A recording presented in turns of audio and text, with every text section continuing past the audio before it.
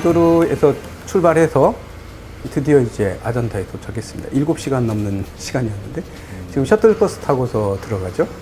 저 조금 거리가 있는데 이것도 뭐 장사 뭐 그런 쪽에 뭐가 있겠죠. 그래서 좀 낡은 버스를 타고 들어가게 돼 있어요. 왕복을 해요, 이거 타고.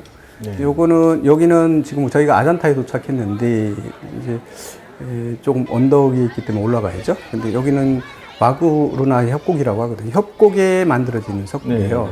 근데 이 석굴은 기원전 1세기부터 시작해가지고 AD 7세기경까지 이렇게 조성된 거로 이렇게 알려져 있거든요. 근데 불교가 7세기 이후에 불교가 쇠퇴하면서부터 이 아잔타 석굴은 일반인들에게 잊혀졌던 곳이죠.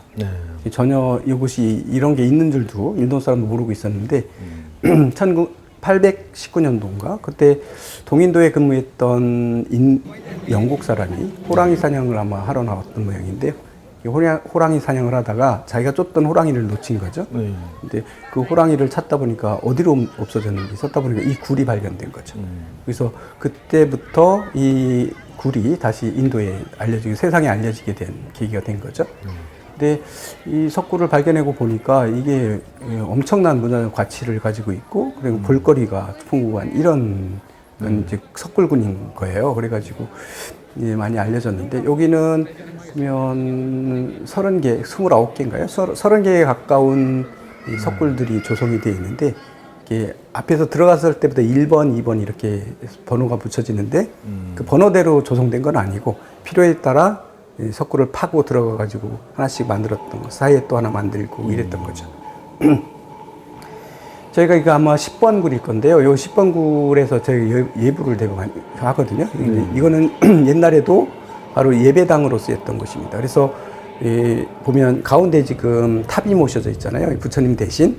이걸 봐가지고는 초기에 만들어졌던 석굴이구나 시대를 알 수 있는 거죠. 그리고 옆에 벽화도 있었고요. 그 다음에 여기는 아마 그 밖에 예배당 말고도 스님들이 생활을 하는 그런 곳을 또 수도원 개념으로 그런 석굴 두 가지 유형으로 형성이 되어 있다고 볼 수 있죠. 그리고 뭐 중간에 보면 다른 데 가보면 이게 수도원 개념하고 그 다음에 예불당 그냥 두 개제가 섞여 있는 경우도 있어요. 보면 각 방이 있고 이제 돌 침대가 돼 있고 뭐 이런 경우 많죠. 그리고 특히 여기 아마 1번이나 2번, 3번 이때 보면 여기 굴에 들어가면 여기는 이 벽화가 되게 유명한 겁니다. 그래서 이 벽화가 그 당시에 그런 인도의 문화라든가 아니면 불교의 그런 사상 이런 것들을 잘 나타내는 아주 극치의 그런 예술성을 보여주고 있다고 하거든요. 근데 이게 1000년 넘었는데도 색깔이 그런 대로 잘 갖춰져 있어요.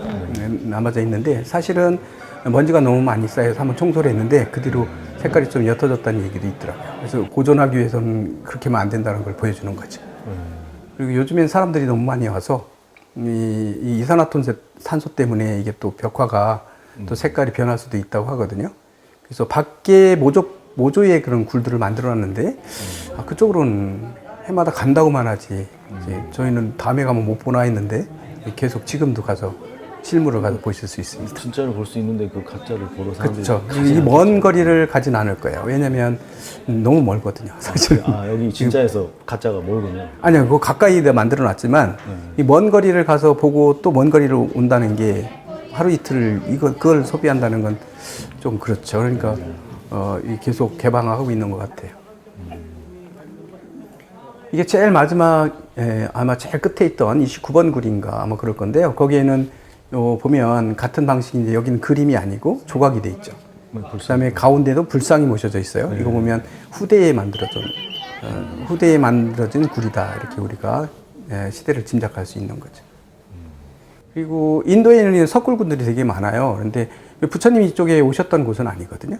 부처님이 생전에 오셨던 곳은 아니란 말이죠. 그런데 이제 석굴들이 이렇게 많이 조성이 되어 있는 건 사실은 보면 무역로라고 얘기하더라고요. 무역하는 사람들이 지나가는 길마다 옛날에는 위험하니까 쉬었다 갈 수 있는 곳이 필요한데 그런 곳에 이제 이 스님들한테 이제 보시를 해가지고 이 수행처를 만드는 거죠. 그러면 본인들도 가다가 보시하고 여기서 묵고 갈 수 있기 때문에 아마 그랬다는 얘기가 있는데, 그리고 인도는 더운 나라잖아요. 그렇기 때문에 이 석굴에서 생활하는 게 되게 여름엔 되게 시원하니까.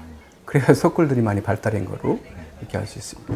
계곡 맨 한쪽에 저렇게. 그렇죠. 저쪽에서부터 출발했는데 지금은 우기가 아니라서 저렇게 했는데 저기 폭포 내려서 내려오는데 이거를 보려면 반대편의 능선에 올라가야죠. 네. 전망대. 전망대 올라가서 지금 일부러 올라가셔서 찍은 거잖아요. 네, 그런데 어떤 때는 보면 반대쪽이 꼭대기 전망대에서부터 내려오는 코스로 이 여행을 시작하기도 하거든요. 근데 저희는 정문으로 들어왔다가 정문으로 나가기 때문에 그 위에서 내려다 보는 모습은 볼 수가 없었죠.